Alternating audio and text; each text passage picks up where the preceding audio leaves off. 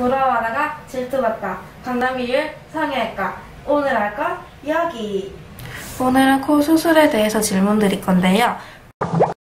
사실 이거는 염증 정도에 따라서 틀린데요. 만약 그 염증이 어느 정도 좀 심하다. 그러면 이 염증을 실제로는 구형구축이 와 있는 것으로 봐야 되거든요. 그래서 6개월 후에 하는 것이 원칙이라고 생각하시면 됩니다. 그런데 만약 그럴 상황이 아니다. 개인 사정이 있다. 그래도 최소 3개월은 지나고 하는 거를 추천하는데 참 그게 현실적으로는 환자분 개인 사정들이 있으니까 하긴 어려운데 원칙적으로는 그렇다는 말씀을 드려야 할 것 같습니다. 코수술에서 가장 중요한 건 콧대와 코끝을 구별하는 겁니다. 옛날에는 구별 안 했지만 요즘은 구별을 하거든요. 그래서 콧대에 사용되는 재료는 대표적인 게 실리콘이고요. 그 다음에 코끝에 사용되는 물질로는 지지대로 대부분은 비중격 연고를 사용하고 귀연고를 사용할 때도 있고 간혹 병원에 따라서 자가늑연고를 넣기도 하고요. 또는 저는 사용하지 않겠지만 기증늑연골, 사체에서 떼낸 늑연골 또는 사체에서 떼낸 진피, 사체 진피를 사용하기도 합니다. 터진코라고 해서 코끝을 이렇게 들어주는 수술이 있습니다. 이쪽으로 들어주는 수술이 있는데 결국 그건 중력의 영향에 의해서 어느 정도 내려가겠죠. 그래서 어느 정도 내려가는 것 정도를 미리 계산해서 수술을 계산을 하는데요. 근데 문제는 시간이 지나가면 낮아지거나 들린다는 게 실제로는 같은 말로 하면 이게 코끝이 움직인다는 거거든요. 그럴 수 있습니다. 그래서 제일 적게 움직이를 하려면 이 지지대를 최대한 잘 고정을 잘하는 것이 필요하고 만약 시간이 지나서 내려가거나 들렸다면 다시 수술하는 것도 고려해 봐야 됩니다.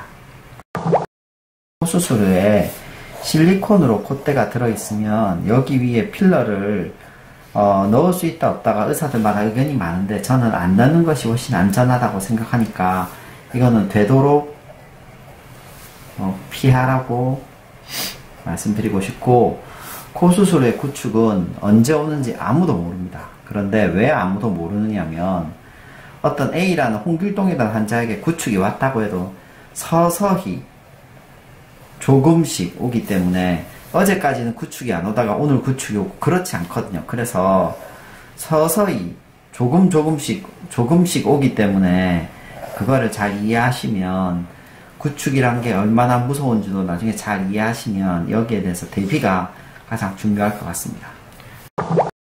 아까 제가 콧대에는 실리콘을 넣고 코끝에는 비중격 연골이나 자가늑연골을 넣는다 그랬죠. 어떻게 됐든지 구축이 안 오게 하려면 인조물질을 안 써야 됩니다. 이물질이라고 하는데 인조물을 안 쓰는데 실리콘을 안 쓰는 게 좋고요. 코끝에도 비중격이나 귀연골 정도만 써야지 기증늑이라든지 매드포어라든지 이런 거를 쓰면 구축이 좀 더 잘 오는 걸로 되어 있기 때문에 구축 치료 자체가 이런 인조물질을 제거하는 거거든요. 그러니까 이게 원인이 되는 거기 때문에 구축을 치료하는 방법 중에 이런 것들을 처음부터 안 쓰는 것이 좋겠습니다. 코 세척은 언제까지 하나요?